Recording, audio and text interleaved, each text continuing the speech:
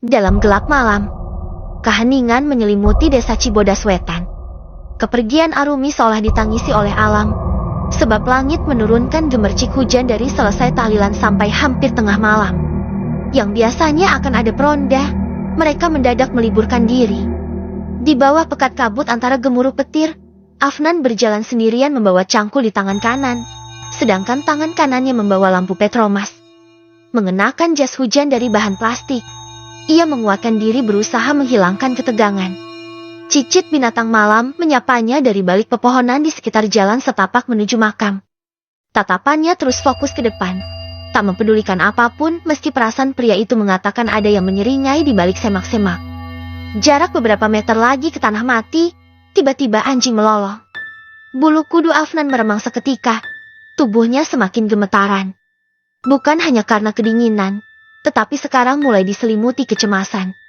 Konon, jika seperti itu, tandanya ada makhluk tak kasat mata bergentayangan.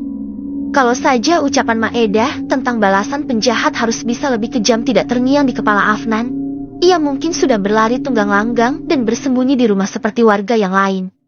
Namun, tekadnya semakin dibulatkan untuk bisa menuntut balas. Sampai di gerbang pemakaman, ia disambut oleh dua pohon beringin di sisi kanan kiri. Langkahnya terhentu sejenak, Afnan menarik napas dalam-dalam. Mata setajam elang tersebut menatap satu persatu batu nisan yang terhampar luas. Afnan melangkah tergesa melewati nisan-nisan yang berumur lama, menuju makam baru milik calon istrinya.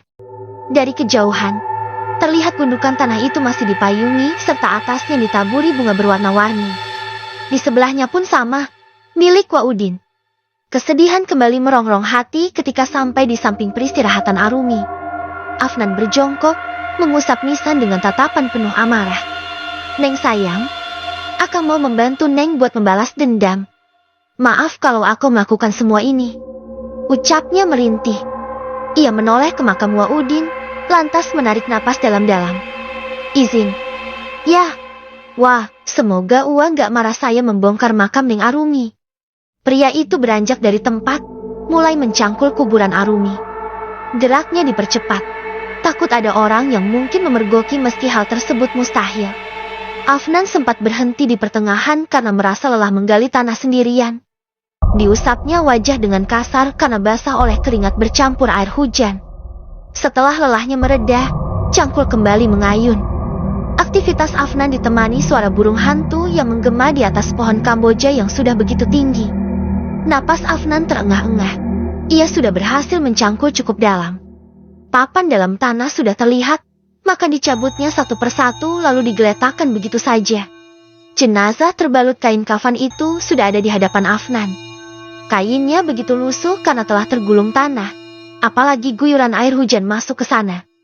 Dengan tangan gemetaran ia menarik tubuh almarhumah agar posisinya terlentang. Dada Afnan terasa sesak. Ia berteriak.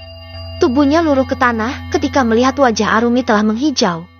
Bau busuk pun menyeruak. Tidak ingin lemah oleh keadaan, Afnan merangkak perlahan, kembali menghampiri si jenazah.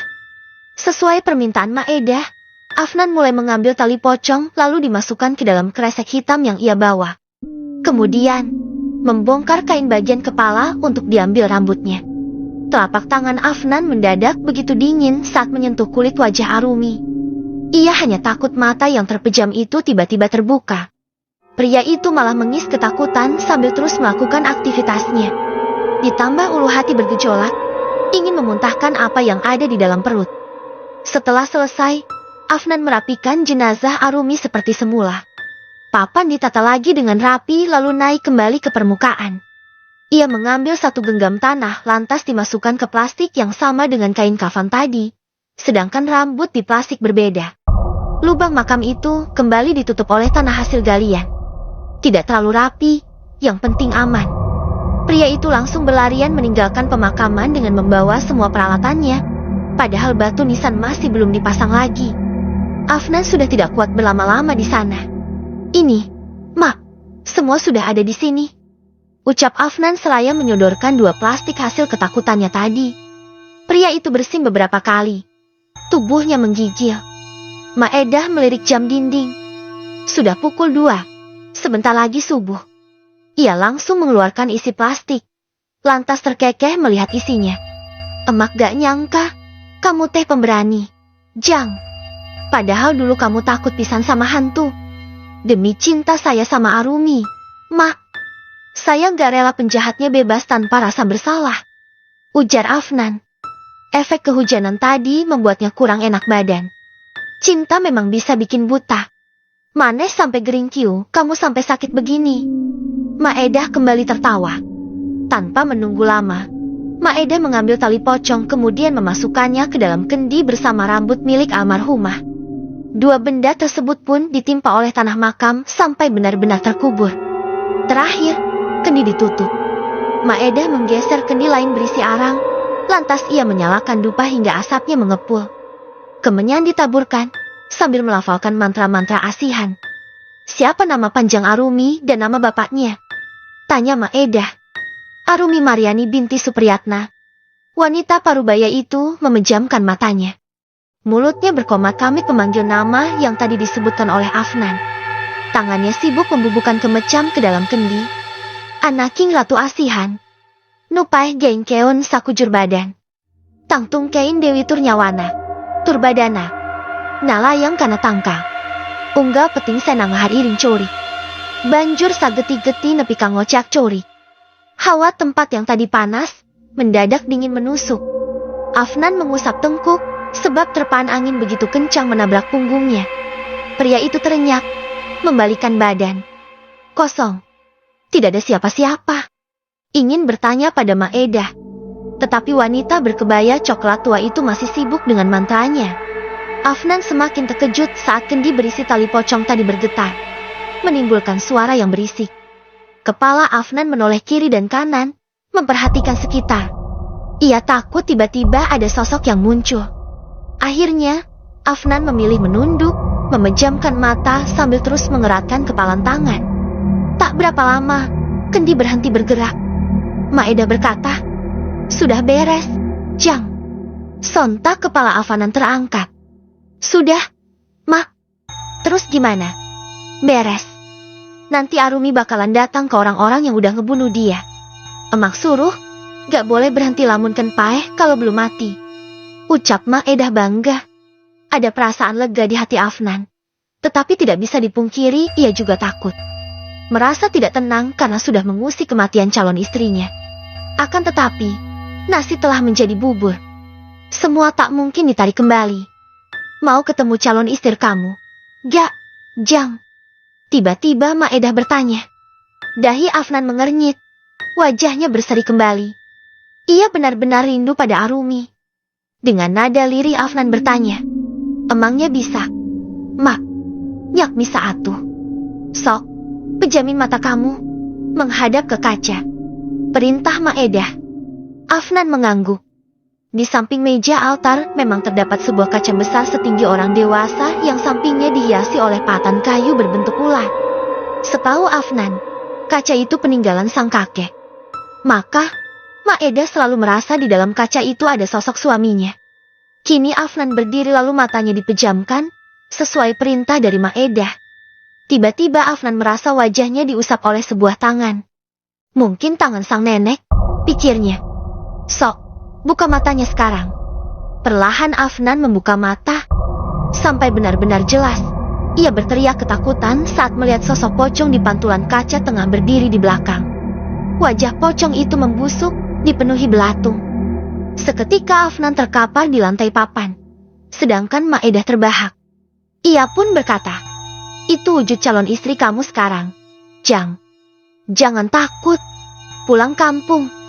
Langit tampak sedikit mendung ketika seorang lelaki yang menggendong ransel mengeluarkan motor bebeknya dari dalam kontrakan. Ia memasang standar pada kendaraan berwarna hitamnya itu.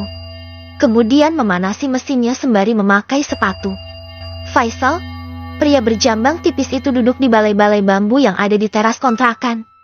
Dengungan mesin motor Astrea milik Faisal membuat tetangga kontrakannya melongo keluar. Ia menoleh pada Faisal yang tengah mengikat tali sepatu. "Jeti balik kampung, Sao?" tanyanya. "Jeti, Dul." "Ya, kepaksa juga, sih," sahut Faisal. Adul kemudian berjalan mendekati Faisal. Ia memperhatikan ransel yang sudah digendong pria itu. Bawaan lu dikit gini. Emang gak bakal lama di kampung? Tanya Adul lagi. Enggak lah. Ngapain lama-lama? Gue kan gak tahu orang sana. Faisal berdiri, hendak berpamitan. Lu hati-hati, Sal. Baca doa kalau mau pergi. Rumah lu kan jauh. Ucap Adul cukup khawatir. Kalem, dah. Gue gak bakal nyasar ke Papua. Paling nyasar ke Taman Lawang. Faisal terkekeh-kekeh. Sialan, lu. Kerik no jenggot, mangkal sekalian. Umpat Adul, keki. Tapi gue serius, loh. Lu jangan banyak maleng di jalan. Siap, Bang Adul. Faisal berucap seperti waria. Cocok lu di Taman Lawang sana. Adul kembali merasa geli. Faisal hanya tertawa pelan. Ya, ia sedang menutupi kegundahan hatinya saat ini. Seminggu lalu, ada surat datang dari kampung halaman orang tuanya. Sebenarnya, Faisal sudah tidak punya sanak saudara di kampung itu. Namun, keluarga Pak RT yang dulu mengurusi kepindahan Faisal ke Jakarta, tiba-tiba mengirimkan kabar bahwa rumah peninggalan kakeknya ada yang hendak membeli. Jadi, Faisal selaku ahli waris satu-satunya harus menemui si penawar tersebut. Awalnya Faisal malas untuk datang. Mengingat desa masa kecilnya itu cukup tak bersahabat dengannya dulu. Namun, tentu kebutuhan hidup di Jakarta memaksanya untuk tetap pergi. Setidaknya ada tambahan uang bekal. Dari sekitaran Pulau Gadung, Faisal pun melajukan kendaraannya menuju Bandung. Akan menyita cukup banyak waktu dalam perjalanannya. Sebab lelaki itu berangkat terlampau siang. Dan benar saja, baru tiba di Kramat Jati, Faisal malah dihadang hujan. Alhasil, pria itu memilih untuk berteduh lebih dahulu di pelataran sebuah toko yang tutup.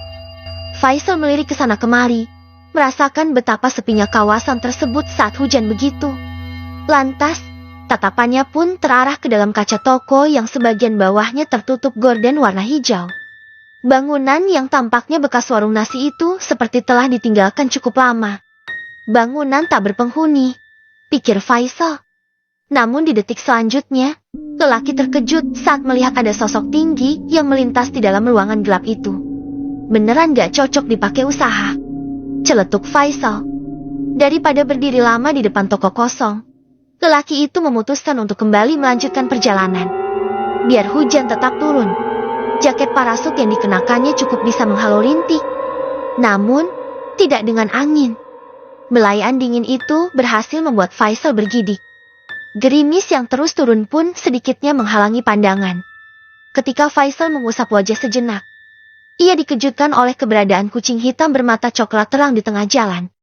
Otomatis, Faisal membanting setang motornya hingga kendaraan roda 2 itu memepek ke pinggir sebelah kiri. Faisal terengah-engah setelah berhasil menghindari kecelakaan tunggal.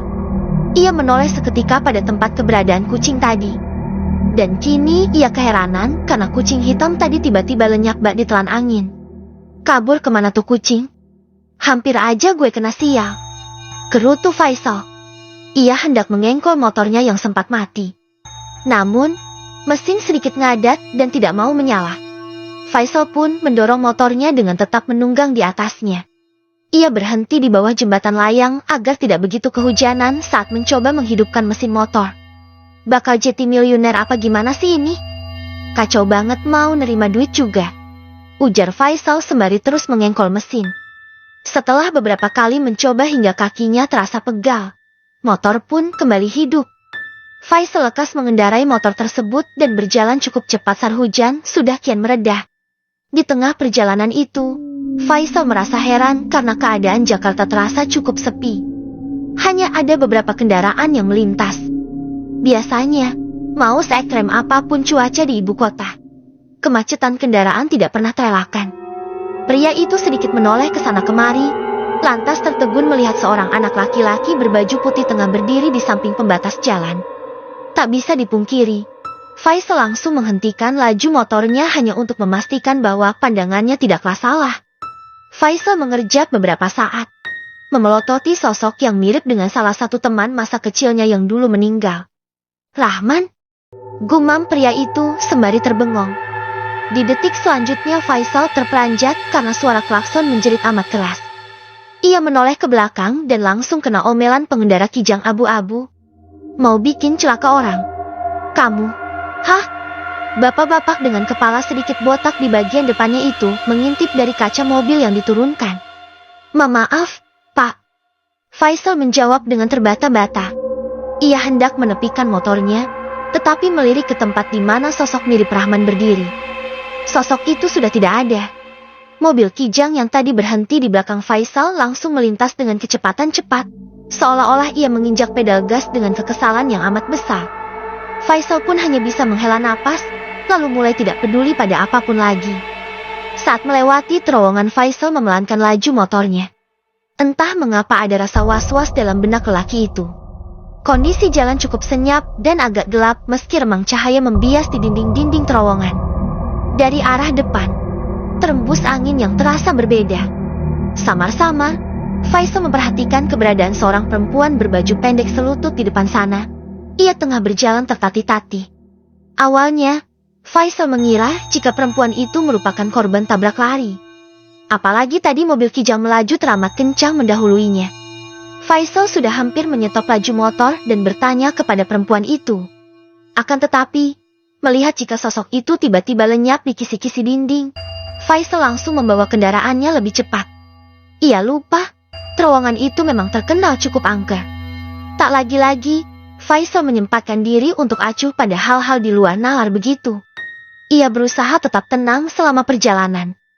Beberapa kali Faisal singgah di warung ketika jarak yang ditempuh sudah sangat jauh. Lantas, malam pun mulai menjamah hari. Faisal beberapa kali bertanya pada warga kemana arah desa Cibodas. Sesuai arahan orang yang ditanya, Faisal pun kembali melajukan motornya yang sudah kelelahan. Ya, seperti halnya ia yang sudah capai dan segera ingin sampai ke desa tujuan. Motor Faisal berhenti di sebuah gapura setelah menilik beberapa saat. Ia pun masuk ke dalam perkampungan tersebut, mengira jika dirinya sudah sampai di desa lamanya. Beda banget sama desa dulu, gumam Faisal. Lantas, ia menghentikan laju motornya di dekat pemukiman. Malam sudah agak larut. Faisal merasa segan untuk menghidupkan mesin motor. Hanya saja, kini ia bingung harus mencari rumah RT Amir. Melajukan motor dengan pelan, Faisal melirik setiap rumah yang ada di sisi kiri dan kanannya. Kudu nanya ke siapa sih malam-malam gini? Mbak Gayung bersambut. Dari arah depan jalan muncul seorang pria. Namun ia terlihat panik, berlarian sambil sesekali menengok ke belakang. Kang, maaf, saya mau tanya. Sapa Faisal? Pria itu terkaget, lalu memarahi Faisal. Saha maneh? Jangan masuk ke sini kalau gak mau digangguin pocong, ujarnya seraya bergidik. Lantas, ia berlari tanpa mengindahkan ucapan Faisal sebelumnya. Pocong apaan? Sih, tuh bapak-bapak ngigau apa gimana? Faisal melajukan kembali kendaraannya, lalu mendapati seorang perempuan tengah duduk di pos ronda. Faisal awalnya merasa heran. Sedang apa perempuan malam-malam begitu di luar rumah? Mau bertemu pacar yang tidak direstui orang tua? Faisal terus menerka-nerka dengan dahi mengerut. Gak ada salahnya kalau gue nanya nama desa ini, kan? Faisal kembali bergumam. Ia hampir sampai di pos ronda, tetapi tiba-tiba lampu di sekitar desa mengalami pemadaman.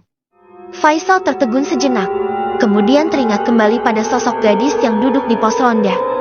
Faisal menatap ke arah sana. Hanya ada samar-samar sebentuk warna putih yang duduk di pos ronda. Lelaki itu terus melaju. Namun, Faisal merasa ada yang tidak beres ketika ujung bias lampu motornya menyorot sejuntai ikatan putih di pos ronda.